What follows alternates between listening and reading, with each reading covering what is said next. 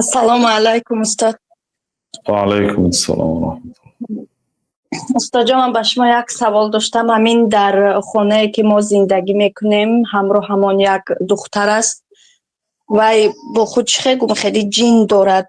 Бо қатимон як кӯдаки майда ҳам ҳаст. Ҳамун ҷинҳои ҳаваи метавонанд ба ҳамин кӯдаки майда зарар расонанд? بله احتمال ضرر رسانیدنش هست، تشویش میدهد، لیکن توکل به الله کنید. کودک مثلا سحر و بیگاه بعضی ذکرها اعیذک بکلمات الله التامات من شر ما خلق، یعنی من تو را در پناه الله میگذارم از بدی تمام مخلوقاتی که آفریده است.